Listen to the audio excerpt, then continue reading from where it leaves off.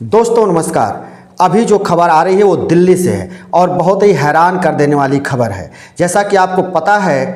कि पहलवान लगातार धरने पर बैठे हुए थे, वो लगातार विरोध प्रदर्शन कर रहे हैं, अपने मेडल को गंगा में प्रवाहित करने के लिए भी गए थे। और उन पहलवानों की सिर्फ ये मांग है कि कुश्ती महासंघ का जो अध्यक्ष 3 बार से हो रहा था, बृजभूषण शरण सिंह, भारतीय जनता पार्टी का सांसद, जो कि 6 बार से भारतीय जनता पार्टी का सांसद है, उसकी बर्खास्तगी को लेकर और उसको जेल भेजने की मांग पर वो पहलवान अड़े हुए हैं। लेकिन आज एक घटनाक्रम ये हुआ कि दोपहर बाद जैसे ही दिल्ली की पुलिस पहलवान संगीता फोगाट को लेकर बृजभूषण शरण सिंह के दफ्तर पहुंची, और दफ्तर वो इसलिए लेकर के पहुंची पहलवान को कि वो सीन रिक्रिएट किया जाए जिसका जिक्र संगीता फोगाट ने अपने एफआईआर में दर्ज कराया हुआ है कि उसको बृजभूषण शरण सिंह ने किस तरह से प्रताड़ित किया और किस तरह से उसके साथ व्यवहार किया। अपने कार्यालय बुलाकर उसी सीन को रिक्रिएट करने के लिए पुलिस लेकर के बृजभूषण शरण सिंह के दफ्तर पहुंची थी। और एक और बात बता दें, संगीता फोगाट बजरंग पूनिया की पत्नी भी हैं और उन्होंने ही ये आरोप लगाया था। तो जब वह सीन रिक्रिएट की जा रही थी वहाँ दफ्तर में, उसी वक्त ये जो चापलूस, जो चोट्टे किस्म के पत्रकारिता करते हैं, नोएडा में बैठे हुए, जो सरकार के इशारे पर काम करते हैं, सरकार के इशारे पर ये अपनी खबरों को कलर करते हैं और उसको अपने चैनल पर चलाते हैं, ये दिन भर ये चलाना शुरू कर दिए और भ्रम की स्थिति ला दिए देश में कि ये पहलवान इसलिए वहाँ दफ्तर पहुँचे हैं कि ये समझौता हो जाए। वो समझौता करने के लिए बृजभूषण शरण सिंह के दफ्तर पहुँचे हैं, जबकि ऐसी कोई खबर नहीं थी और ऐसा कुछ भी नहीं था। लेकिन ये इतने चापलूस हैं, इतनी इनकी चापलूसी इनको पसंद है साहब की, कि ये लगातार यही चला रहे थे कि ये पहलवान मैनेज हो गए हैं और ये बृजभूषण शरण सिंह से समझौता करने के लिए उनके दफ्तर पहुंचे हैं, जबकि इस तरह की कोई बात नहीं थी।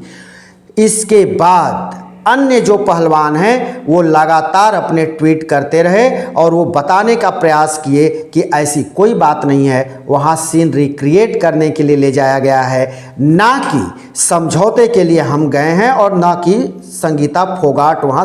जो है वहाँ पर किसी समझौते के लिए गई हैं। अब देखिए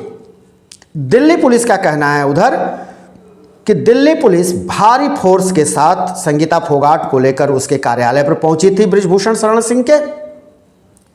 वहां पे सीन रिक्रिएट किया गया और ताबड़तोड़ 180 प्रश्न भी दागे गए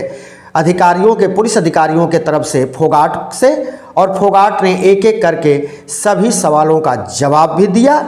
तो ये सारी बातें हैं। और विनेश फोगाट जो कि संगीता फोगाट की बहन हैं, उन्होंने कहा कि ये हमारे बीच फूट डालने की कोशिश है और ये हमको निराश और हताश करने का प्रयास है। ये जाहिर कर रहा है कि बृजभूषण शरण सिंह कितना बड़ा,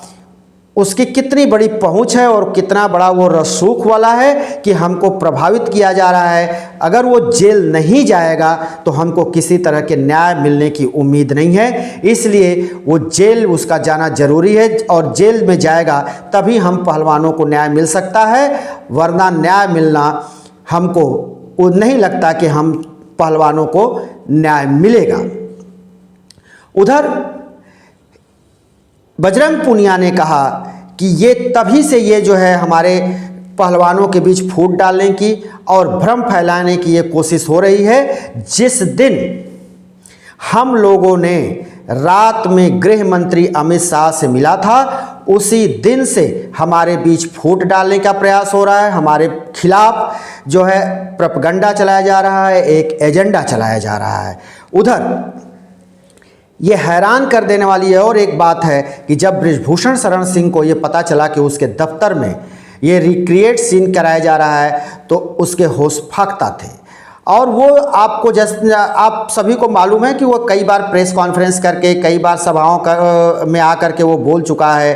कि पहले तो ये बताया जाए कि किसके साथ हुआ, कब हुआ, कहाँ हुआ, कैसे हुआ। अब जब उसके दफ्तर में पहुंच करके ये सीन रिक्रिएट की गई, तब उसकी सारी की सारी पोल खुल गई। उधर इसके जो आका बताए जा रहे हैं, साहेब हैं, गृह मंत्री हैं, भारतीय जनता पार्टी के राष्ट्रीय अध्यक्ष हैं, भला उनकी इज्जत, एक सांसद, एक मनबढ़, एक दबंग किस्म का सांसद इन सभी के इज्जत को मिटिया मेट कर दिया, यानी मिट्टी में मिला दिया। लेकिन इनके ऊपर अभी तक किसी तरह का कोई फर्क नहीं पड़ा है। लेकिन एक पत्रकार होने के नाते हम सरकार से भी कहना चाहेंगे कि बृजभूषण शरण सिंह इस समय काफ़ी दबाव में होगा और काफ़ी वो हताश और परेशान होगा। इसलिए उसके ऊपर भी एक सुरक्षा व्यवस्था उसको दी जाए या सुरक्षा घेरे में रखा जाए, क्योंकि वो बार बार कह चुका है कि अगर मेरे ऊपर दोष सिद्ध हो जाएगा तो हम लटक जाएंगे, हम फांसी लगा लेंगे, हमको फांसी मंजूर है। तो कहीं ऐसा ना हो कि वो कोई इस तरह का कदम उठा ले, क्योंकि उसने यहाँ तक जिक्र किया है कि रघुकुल रीति सदा चले आई, प्राण जाई पर वचन न जाए। तो कहीं ऐसा न हो कि ये उसको ठेस पहुँचे और वो कोई ऐसा कदम उठा ले जिससे कि ये पूरी की पूरी जांच व्यवस्था ध्वस्त हो जाए। तो इसलिए अगर कोई व्यक्ति अगर ऐसा कदम उठाता है या किसी तरह का वो इशारा करता है, तो सरकार की भी पूरी तरह से जिम्मेदारी होती है कि उसकी सुरक्षा व्यवस्था को चाक चौबंद किया जाए और उसको सुरक्षित जगह पर रखा जाए, क्योंकि जब तक ये जांच चल रही है तब तक उसका सुरक्षित रहना भी बहुत ज़रूरी है। दोस्तों, हम आपसे बार बार कहते हैं कि निर्भीक और निष्पक्ष पत्रकारिता के लिए हमारे इस द पत्रकार टीवी यूट्यूब चैनल को आप देखा करें, शेयर करें, लाइक करें, कमेंट करें और आप नोएडा की भ्रष्ट पत्रकारिता से दूरी बनाएं। हम फिर किसी नए वीडियो के साथ आपके सामने हाजिर होंगे। तब तक के लिए शिवमूर्ति दुबे को दीजिए इजाज़त।